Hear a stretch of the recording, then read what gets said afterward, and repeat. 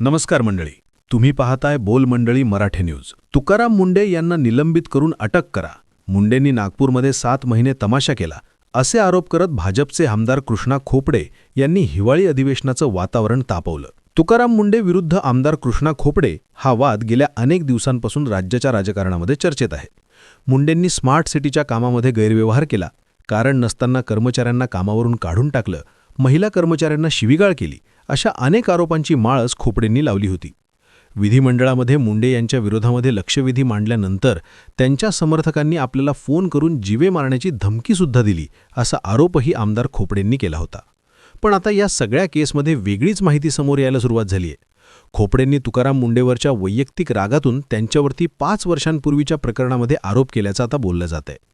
त्यामुळे खोपडे हे मुंढेंवरती आरोप करायला गेले, पण आता त्यांचाच बाजार उठल्याची चर्चा पण. तुकाराम मुंढेवरच्या आरोपांचं प्रकरण नक्की आहे काय? या सगळ्यामध्ये कृष्णा खोपडेंचा मुंढेंवरती वैयक्तिक राग असल्याच्या चर्चा का होत आहेत? मुंढेंवरती आरोप करायला गेलेल्या खोपड्यांचाच बाजार कसा उठला? सगळी स्टोरी सांगणारा हा व्हिडिओ. राज्याच्या विधिमंडळाचं हिवाळी अधिवेशन 8 डिसेंबरपासून नागपूरमध्ये सुरू झालं. अधिवेशनाला सुरुवात होण्याआधीही भाजपचे नागपूर पूर्वेचे आमदार कृष्णा खोपडे यांनी IAS अधिकारी तुकाराम मुंढे यांच्यावरती आरोप करण्यास सुरुवात केली होती. हाच मुद्दा त्यांनी अधिवेशनात सुद्धा लावून धरला आणि मुंढेंवरती आरोप करणं सुरूच ठेवलं. सोमवारी 8 डिसेंबरला लक्षवेधी दरम्यान त्यांनी तुकाराम मुंढेंवरती अनेक आरोप केले. फेब्रुवारी 2022मध्ये तुकाराम मुंढे यांची नागपूर महापालिकेचे आयुक्त म्हणून नियुक्ती झाली होती. तेव्हा मुंढेंकडे नागपूरच्या स्मार्ट सिटी प्रकल्पाचे मुख्य कार्यकारी अधिकारी हे पद नव्हतं, पण त्यांनी आपल्या अधिकार क्षेत्राच्या बाहेर जाऊन स्मार्ट सिटी प्रकल्पाच्या मुख्य कार्यकारी अधिकारीपदी नेमणूक नसताना सुद्धा स्मार्ट सिटी प्रकल्पाचा प्रभार नियमबाह्य पद्धतीनं स्वतःकडे घेतला. त्यानंतर त्यांनी एका कंत्राटदाराला 20 कोटी रुपयांचा धनादेशसुद्धा दिला. फक्त एवढंच नाही, तर मुंढेंनी काटोल मार्गावरती 5,000 खाटांचे एक रुग्णालय सुरू केलं होतं, पण दुसऱ्याच दिवशी त्याचा सत्यानाश झाला. यामध्ये कोट्यवधी रुपये बर्बाद झाले. त्यांच्या विरुद्ध असे भरपूर पुरावे आहेत, असे आरोप कृष्णा खोपडेंनी केले. स्मार्ट सिटीच्या प्रकल्पामध्ये 2 महिला अधिकारी सुद्धा होत्या.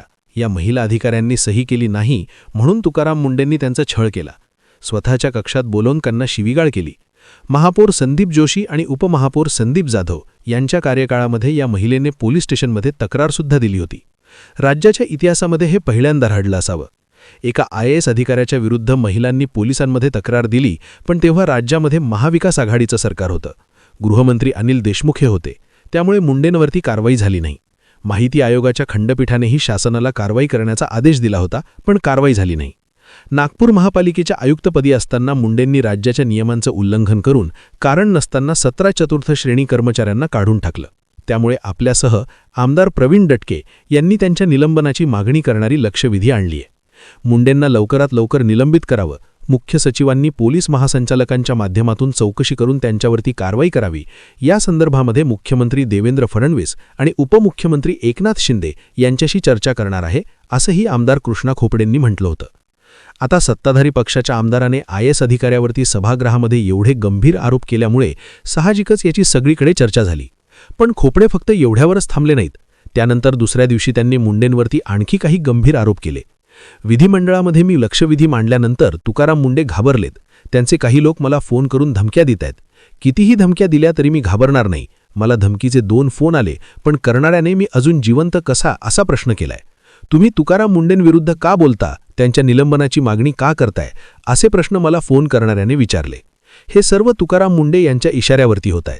त्यांनी पेरोलवरती ठेवलेले लोक मला धमकी देत आहेत, असा आरोप कृष्णा खोपडेंनी केला. यानंतर त्यांनी नागपूरचे पोलीस आयुक्त आणि स्थानिक सीताबर्डी पोलीस स्टेशनमध्ये याबाबतीतली एक लेखी तक्रारसुद्धा दाखल केली. पोलिसांसोबतच खोपडेंनी मुख्यमंत्री कार्यालय आणि विधानसभा अध्यक्ष कार्यालय यांच्याकडे सुद्धा त्याबाबतीतली तक्रार दिली. 9 डिसेंबरला हा मुद्दा विधिमंडळात सुद्धा चांगलाच गाजला.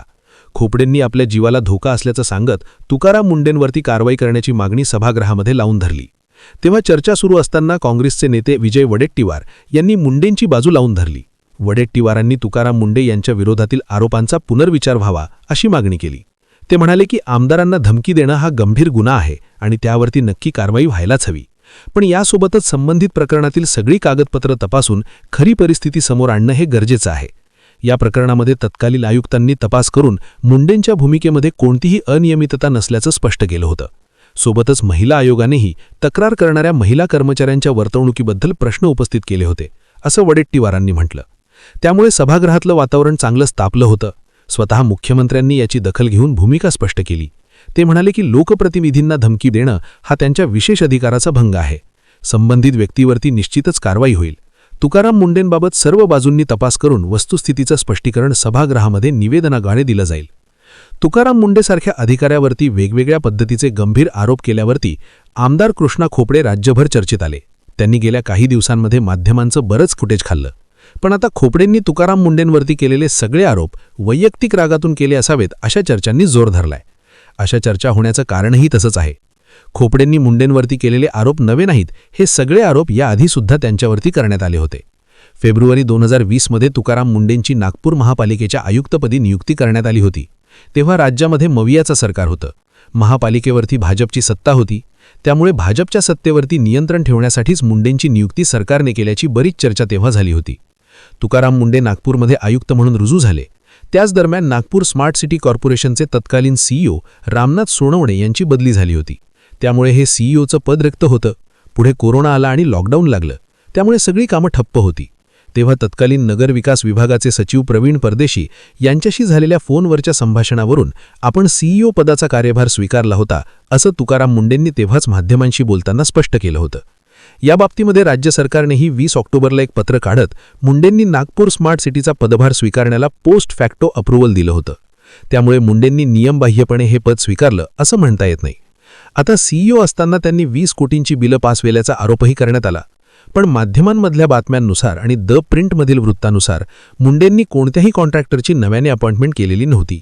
आधीच काम केलेल्या कॉन्ट्रॅक्टरची बिलं मंजुरीसाठी आली होती, जी सीईओ म्हणून त्यांनी क्लिअर केली होती. याआधीही या संबंधित कंपनीला काम पूर्ण झाल्यावरती टप्प्याटप्प्याने बिलं दिली गेली होती. मुंडेंच्या या निर्णयावरती 2020 मध्ये सुद्धा भाजपच्या तत्कालीन नेत्यांनी आरोप केले होते. तेव्हा भाजपचे संदीप जोशी महापौर होते. पण तुकाराम मुंडे आयुक्त झाल्यानंतर त्यांनी आपल्या पद्धतीने महापालिकेचा गाडा हाकण्यास सुरुवात केली होती. त्यावरून मुंडे विरुद्ध संदीप जोशी आणि एकूणच भाजप हा वाद सगळ्या राज्यात चर्चेला आला होता. जोशींनी तर थेट पोलीस स्टेशनमध्ये जाऊन स्मार्ट सिटीच्या कामामध्ये मुंडेंनी 20 कोटींचा घोटाळा केल्याचा आरोप करत मुंडेंच्या विरोधामध्ये गुन्हा दाखल करण्याची मागणी केली होती. पण पोलिसांनी गुन्हा नोंदवण्यास नकार दिला होता. मग जोशींनी प्रथम श्रेणी न्यायदंडाधिकाऱ्यांकडे या विरोधामध्ये अर्जसुद्धा दाखल केला होता. पण त्यात पुढे काहीच झालं नाही. तेव्हा हा वाद इतका टोकला गेला होता की केंद्रीय मंत्री नितीन गडकरींनी सुद्धा पंतप्रधान कार्यालयाला पत्र लिहून मुंडेंनी अनधिकृतपणे स्मार्ट सिटीचा कार्यभार स्वीकारून घोटाळा केल्याचा आरोप केला होता. पण मुंडेंवरती कोणतीही कारवाई झाली नव्हती. आता याच दरम्यान स्मार्ट सिटी कॉर्पोरेशनमध्ये काम करणाऱ्या 2 महिला अधिकाऱ्यांनी मुंडेंच्या विरोधामध्ये अनेक गंभीर आरोप केले होते.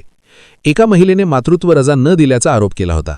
पण नंतर या प्रकरणामध्ये चौकशी झाली तेव्हा ती कर्मचारी कायद्यानुसार मातृत्व रजेसाठी पात्र नसल्याचं समोर आलं होतं. वरती कर्मचारी कॉन्ट्रॅक्ट बेसिसवरती नियुक्त होती. रुजू होऊन तिला फक्त 21 दिवस झाले होते. मॅटर्निटी बेनिफिट ॲक्ट अंतर्गत कर्मचाऱ्याला प्रसूतीच्या तारखेच्या आधी 80 दिवस काम करावं लागतं.